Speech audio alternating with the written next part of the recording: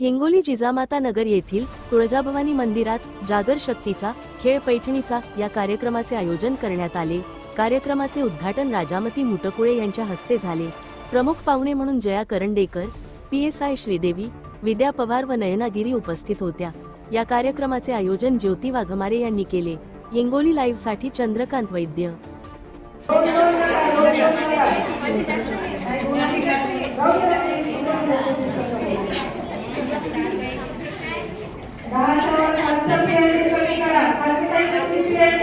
कमी करा